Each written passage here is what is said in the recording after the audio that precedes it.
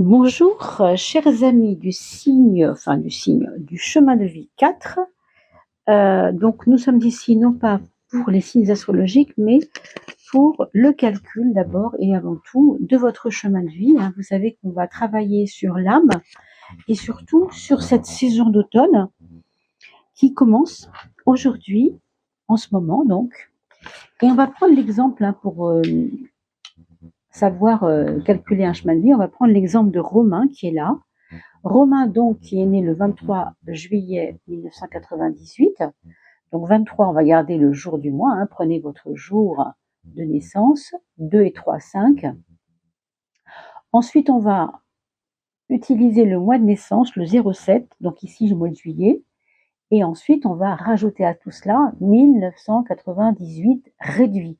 C'est-à-dire 1 plus 9 égale 10, plus 9, 19, plus 8, 27. Et on va garder en mémoire aussi ce 27. 5 plus 7 plus 27, d'accord, plus 9 en fin de compte, parce que 27, si vous réduisez, ça refait 9, ça fait 9, 2 plus 7.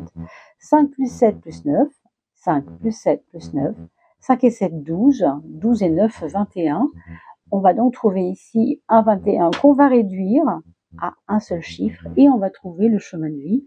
Ici, ce sera donc un 3. Pour vous, mes amis qui êtes maintenant sur cette chaîne, avec moi, vous êtes chemin de vie 4, bien sûr, puisque vous avez fait votre calcul logiquement. Je montre toujours la méthode, parce que c'est important quand même de réexpliquer à ceux qui ne connaissent pas encore très très bien ce que c'est un chemin de vie. Donc le chemin de vie, c'est juste une façon d'appréhender ce que la vie nous réserve. Il y a 9 grands chemins, il y en a un petit peu plus parce qu'il y a aussi le 11 et le 22 et le 33, mais on ne peut pas aller jusque-là aujourd'hui. Et donc, on s'arrêtera aux 9 premiers nombres numérologiques pour étudier ensemble le chemin de vie. Ici, on ne se contente pas de parler du quotidien, on va surtout aussi parler du chemin de l'âme, des saisons de l'âme, du chemin qu'elles prennent à travers notre chemin de vie, et en quoi cet automne va nous faire évoluer, en quoi cet automne va nous apporter des fruits. L'automne, c'est quand même, en général, c'est la récolte de l'été. Qu'est-ce qu'on a semé en été? Ça, je ne sais pas, c'est vous qui savez. Qu'est-ce qu'on va récolter? C'est maintenant qu'on va regarder ça ensemble. Alors, mes amis, chemin de vie 4. On va non pas couper, j'allais couper, mais en fait on ne coupe pas là-dessus, pardon. Je m'égare. Alors, je vais donc poser mes cartes et on va en poser une quinzaine. Rassurez-vous, je vais pas vous faire le supplice de vous faire attendre, puisque je pose mes cartes et je vous reprends juste après la pose des cartes.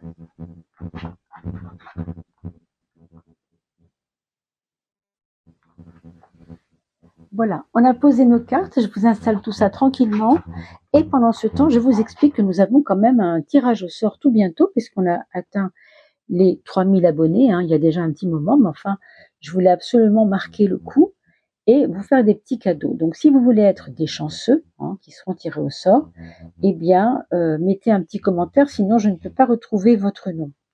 Ça, c'est la première chose, donc il n'y a pas de date limite, on arrêtera sûrement ce mois-ci, mais vous pouvez encore le faire, pas de souci. Et sinon, vous dire aussi que j'ai mis en ligne la vidéo de fin de mois, de septembre à octobre, comment on passe d'une transition d'un mois à l'autre. Vous allez voir cela sur la playlist fin de mois. Et puis, vous aurez bien sûr tout bientôt, par signe astrologique, les prédictions, on va dire, du mois d'octobre. Pour l'instant, on s'en tient à regarder ensemble quelle est la chose, le plus important à travailler pour vous, ce qui doit vous faire vraiment travailler sur vous pour ce moment de l'automne 2024. Mes chers amis, chemin de vie 4, on va découvrir ensemble cela. On vous dit de travailler sur la connaissance. Alors évidemment, quand on parle de connaissance, on parle de connaissance extérieure à soi, c'est-à-dire les livres, le contenu des livres, le contenu des vidéos, le contenu de ce qui n'est pas vous-même, mais ce qui vient d'autre chose. Eh bien, peut-être que c'est pour nous dire que vous avez peut-être fait, ça n'est peut-être pas le cas, je ne veux accuser personne, bien sûr, c'est juste pour vous faire comprendre ce qui se passe. C'est comme si vous aviez mis la tête dans le sable pendant 1 mois, 2 mois, 5 ans. Ça, c'est vous qui voyez, qui pourriez le dire. On vous dit aujourd'hui, ce que tu n'as pas voulu voir, il faut maintenant que tu le connaisses. Il faut que tu ailles vers quelque chose que tu ne connaissais pas, que tu ne savais pas. Donc, comme une forme, si vous voulez, de révélation à travers ce que vont dire les écrivains, ce que vont dire les chroniqueurs, ce que vont dire peu importe qui, hein. Ça peut être aussi des connaissances que vous allez recevoir parce que vous êtes en formation, tout simplement, et que vous avez, pour vous, en ce moment, ça vous tient à cœur de travailler sur certains domaines que vous n'aviez pas encore vus ou connus.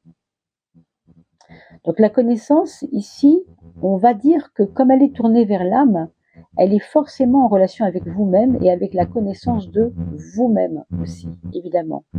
La connaissance extérieure va vous amener vers la connaissance intérieure, la connaissance de vous-même. Donc c'est vraiment une dimension importante. Et on va voir comment vous pouvez être aidé là-dedans. Vous pouvez être aidé par le dépassement de certains obstacles. On vous dit qu'un obstacle n'est pas un obstacle longtemps. Si tant est que vous voulez le dépasser, l'obstacle. Donc, au lieu de freiner, ça vous aide. Peut-être que les obstacles sont des aides et non pas des problèmes. Vous savez, le cheval qui va courir une course d'obstacles, il va pas s'arrêter devant la haie. Vous le savez, vous avez déjà remarqué ça. Au contraire, ça va lui servir de tremplin, prendre un élan pour surpasser l'obstacle. Ben, c'est un peu ça ici. Ne soyez pas étonnés de voir apparaître sur votre chemin de vie 4 donc pour vous, justement des choses qui vous paraissent obstruantes, qui vous paraissent frustrantes même des fois. Hein. Au contraire, servez-vous-en. Voilà ce qu'on vous dit. C'est important de comprendre qu'un obstacle, il a la portée que nous, on veut lui donner. Si on veut voir ça comme un saut d'obstacle pour, au contraire, sortir de quelque chose, chevaucher quelque chose qui vous dépasse, vous devez vous dépasser cette chose. Hein, la haie du cheval, c'est quelque chose qu'on doit dépasser, non? Donc voilà. Comment physiquement, hein, maintenant, plus concrètement, on peut le dépasser? Par le goût, par le plaisir. On vous dit ici que vous ne devez pas vous empêcher d'avoir des plaisirs dans la vie. Parce que la connaissance va vous inviter à goûter de nouveaux plaisirs. Bon, c'est intéressant. Parce que souvent on associe la connaissance à quelque chose de froid, de mental, où on n'a pas le droit au plaisir. Et là, c'est tout le contraire. C'est justement la quête du plaisir, la quête de retrouver un sens de plaisir dans la vie qui va vous aider concrètement à la connaissance. Moi, j'ai envie de vous dire, peut-être que vous allez être aidé par des personnes qui sont des épicuriens, des personnes qui aiment la vie pour ce qu'elle leur apporte de positif, des gens positifs en fait. J'ai plutôt l'impression que ça nous dit ça. Hein. Donc ne soyons pas fermés, ouvrons-nous et regardons ce qui peut nous aider autour de nous. Qu'est-ce que vous avez déjà dépassé? Est-ce que vous avez dépassé pendant les périodes qui ont précédé cela? On va dire qu'on n'a plus besoin de travailler ça, mais c'est important de le noter. Le côté sensuel, le côté du toucher, le côté sensoriel, tout ça c'est dépassé. Tout ça, dans votre corps, ce que votre âme vous dit, c'est que c'est pas la peine de focaliser là-dedans. Le plaisir qui vous aide à trouver la connaissance, oui. Mais l'aspect sensuel qui, au fond, vous avez déjà exploré, hein, cet aspect sensuel, on vous dit que c'est peut-être pas la peine de focaliser dedans. Pourquoi? Quelle est la cause profonde? La cause profonde, c'est le karma. Le karma, vous savez, c'est les répétitions incessantes. Ou bien, dans cette vie-là, vous avez toujours eu les mêmes épreuves, vous devez vous en souvenir sans doute. Et c'était souvent des épreuves qui vous mettaient en face de ces problèmes de sensualité. Apparemment, tout ça c'est réglé, c'est en train de se régler en ce moment. Je ne sais pas si vous le sentez, mais on vous dit que c'est en train de se régler. Donc c'est plutôt une bonne nouvelle. Qu'est-ce que maintenant vous avez dépassé, hein, j'avais parlé de dépassement plutôt. Qu'est-ce que vous avez dépassé? Le problème sensuel, on n'est plus dans je suis là pour m'éclater dans la vie. Oui, en effet, mais encore une fois, pour ce trimestre automne, on vous dit ça, c'est derrière vous. Qu'est-ce qu'il vous restera à faire? Eh bien, on verra dans ces 3 cartes-là ce qu'il vous reste à travailler, ce que votre âme vous demande de travailler. Là, ce que vous avez réglé, c'est ici. Là dépassé, là réglé. Ce que vous avez réglé, c'est peut-être une espèce de discipline par rapport à votre corps, par rapport à vos objectifs de vie, votre travail par exemple. L'asana, c'est toujours en relation avec les formes, hein, les formes qu'on donne. Et le travail est par exemple une forme qu'on donne à sa vie. C'est-à-dire qu'on se lève tous les jours à 7 heures ou tous les jours à 8 heures pour aller au travail, pour aller avoir ses routines de travail. On vous dit que ça, c'est quelque chose aussi qui fait partie de vous, mais qui est... Voilà, vous êtes un bosseur peut-être, hein, un vrai bosseur. Mais on vous dit que ça, c'est pas la peine de mettre le focus dessus, c'est déjà dépassé. Il n'y a pas grand-chose qu'il vous reste à régler par rapport à ça, puisque c'est déjà fait. Quelle est la raison profonde, la cause profonde? Eh bien, c'est parce que vous avez su, vous avez appris, pour certains, à canaliser l'énergie sexuelle. Quand on parle d'énergie sexuelle, on ne se limite pas à la partie sexuelle du corps, bien entendu. C'est pour ça qu'on vous montre une espèce de grande colonne qui monte jusqu'au cerveau. Ici, on ne voit pas le corps humain ici, hein, bien sûr. Mais si on le dessinait, on verrait la tête, les épaules, ici, les 5 chakras du centre, et les 2 qui manquent, hein, le haut et le bas, avec les jambes, les bras ici, etc. On ne vous le montre pas ici, mais nous, on le sait que c'est ça. Hein. Regardez, en plus, c'est amusant, c'est la carte numéro 4, et c'est votre chemin de vie. Donc, votre chemin de vie, il vous demande de cheminer dans la compréhension de votre corps. À quoi sert ce corps? Il y a quand même très peu de gens qui le savent, malheureusement, j'ai envie de dire, mais l'énergie, ce qu'on appelle l'énergie sexuelle, qui ne se limite pas du tout dans la sphère sexuelle, va être en relation très importante avec tous nos chakras centraux dans la colonne vertébrale, les 2 canaux qu'on appelle Ida et Pingala. N'oubliez pas que cet oracle, c'est l'oracle de l'essence du yoga. Donc forcément, il nous donne aussi des éléments de connaissance qu'on n'a pas l'habitude de recevoir dans les écoles, dans les universités. On n'en parle pas de tout ça, mais c'est ô combien important, puisque si vous ne le savez pas, je vous le dis, cette représentation donc du chakra sexuel qui va ensuite arroser les autres chakras jusqu'au chakra du bol sacré, du bol de l'occiput, du bol du crâne, qu'on appelle le caducée de Mercure, c'est aussi l'emblème des pharmaciens, pour pas trop dire de mots, et des médecins. Mais c'est vrai, c'est ainsi. On doit le savoir aujourd'hui. C'est important de savoir d'où viennent les choses. Hein. C'est souvent représenté par 2 serpents, vous savez. Et ces 2 serpents se trouvent être Ida et Pingala, ces 2 canaux sacrés. Ceci étant dit, ça veut dire que dans la forme comme dans le fond, vous êtes quelqu'un qui avait eu déjà peut-être une certaine discipline de corps, mais que vous avez plus ou moins comprise. Aujourd'hui, on vous dit d'aller un peu plus profondément dans cette connaissance-là. Mais c'est réglé apparemment. Vous avez déjà fait ce qu'il fallait. Peut-être pas dans cette vie-là, hein. Peut-être ça vient d'autres vies, on ne sait pas trop.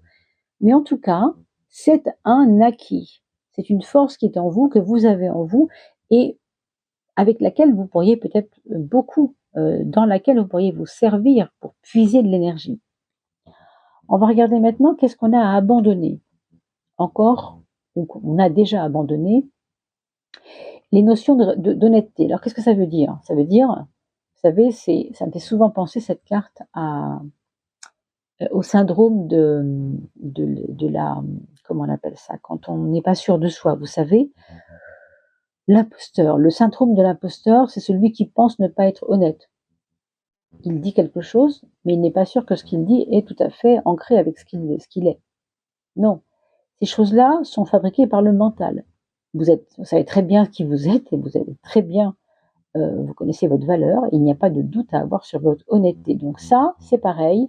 Vous devez abandonner l'idée que peut-être vous souffriez de ce syndrome-là, ou qu'on vous a dit que peut-être vous n'étiez pas assez ceci ou assez cela. Non.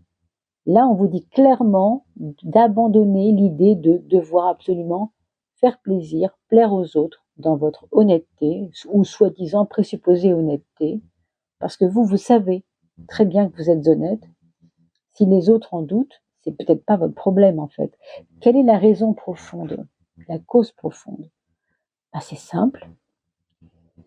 L'histoire du samadhi, vous savez, c'est très difficile d'en parler, surtout sur un tirage comme celui-là, parce que ce n'est pas un cours. Hein.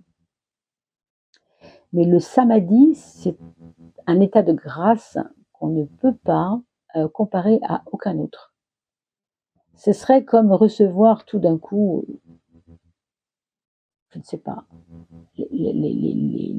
toutes les compréhensions de ce qu'on n'a jamais pu comprendre. Et vous avez, je vous rappelle, comme quête principale dans votre automne, cette connaissance. Donc c'est juste magnifique d'avoir le samadhi comme cause profonde de votre problème avec une pseudo-honnêteté que vous auriez.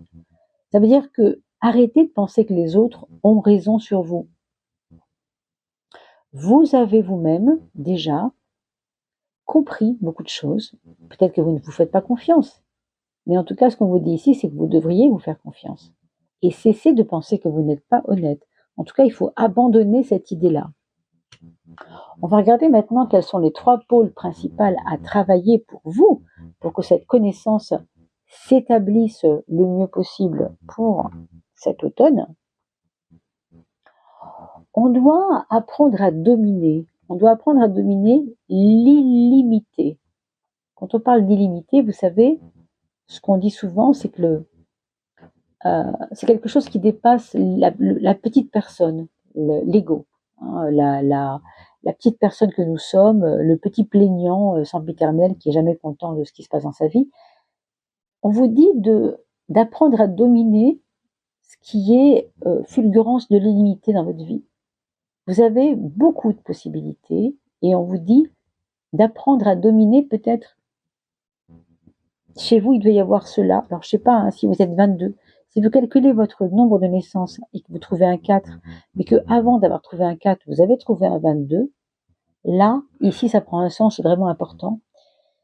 Parce que dans le 22, il n'y a pas de barrière. Et l'illimité peut nous faire aussi perdre le fil de pourquoi j'ai commencé quelque chose. C'est trop. On est tellement riche dans sa façon de voir les choses que quelquefois on peut se perdre. Donc peut-être c'est votre cas, c'est peut-être pas votre cas, hein, mais enfin ça peut. Ça, on n'en sait rien.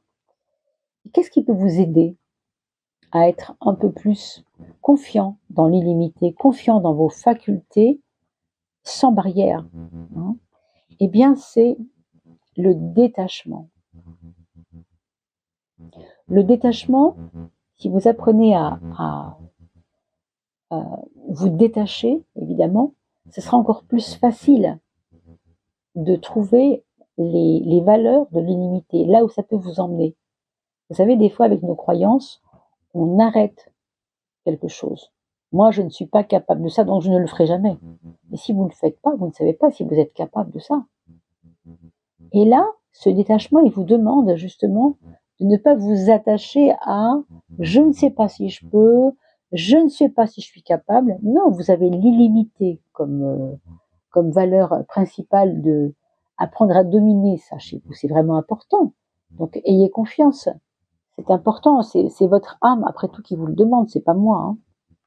Vous savez, c'est un tirage sur les chemins de l'âme, les saisons de l'âme.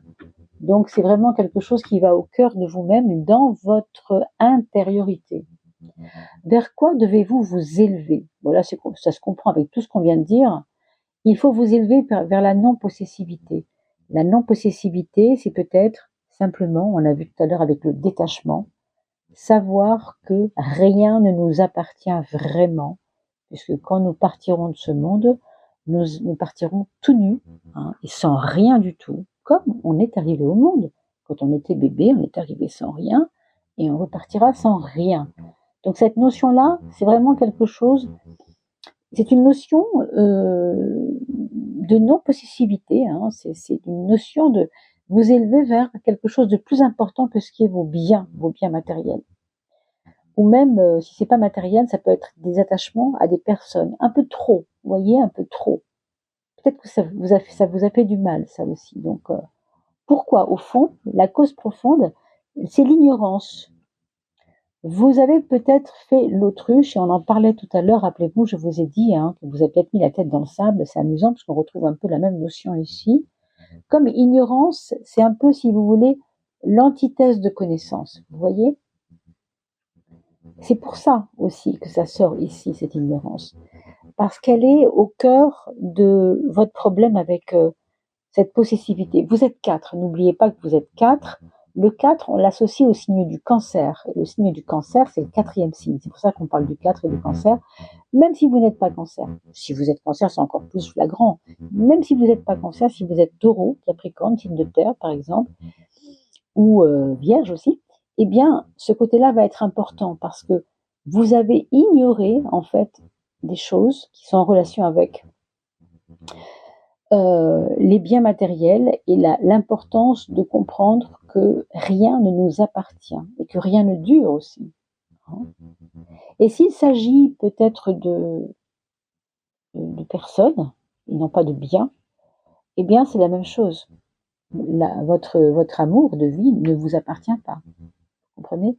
Si je parlais du cancer tout à l'heure, le signe du cancer, c'est parce que le cancer, il est protectionniste. Vous savez, c'est le crabe, on montre souvent un petit crabe avec ses petites pinces, il veut pas qu'on l'embête. Il prend ses pinces et comme ça, il se protège. Vous voyez, c'est ça un peu le cancer. Dans cette carapace, il cache à la limite sa sensibilité. Donc ça, c'est vraiment important de le comprendre. Et c'est ça que vous devez, vers quoi vous devez vous élever, mes amis, vers cette non-possessivité pour ne pas trop souffrir dans votre sensibilité. En fait, c'est ça. Comment vous devez renforcer maintenant quelque chose aussi pour finir avec cet automne, vous devez renforcer. Alors, renforcer quoi? L'esprit du souffle. Le pranayama, c'est l'esprit du souffle, c'est-à-dire que dans votre corps, et vous savez comme moi que la première expérience de vie, on a parlé de sensualité tout à l'heure, c'est la respiration. C'est-à-dire qu'un bébé ne sait rien faire. Un bébé qui vient au monde, il a 1 heure de vie, tout ce qu'il sait faire, c'est respirer. C'est tout. Il n'a vraiment aucun apprentissage de rien. Il a juste eu ses poumons qui se sont ouverts au moment de la naissance et il a laissé rentrer le souffle de vie. Ça, c'est pour nous dire quoi?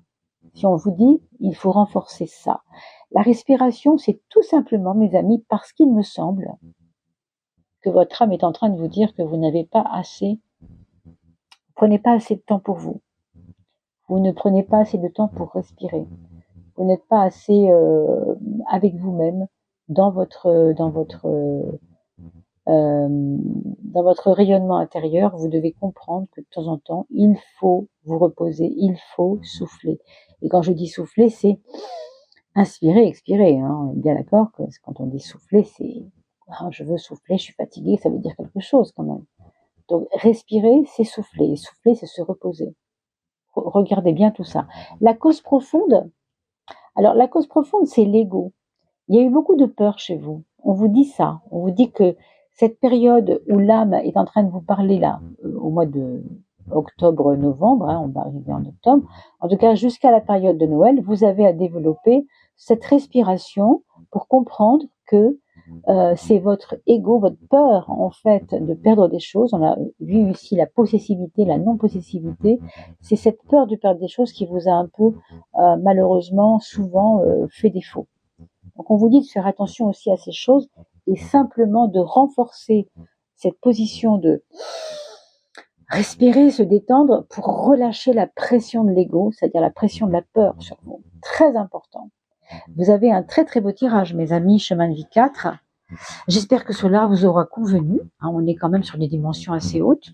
N'oubliez pas que le monde extérieur change et que c'est pour ça qu'on doit ici prendre un peu de temps pour poser les choses et respirer et cesser de mentaliser et vous occuper peut-être de l'âme qui, elle aussi, a des besoins.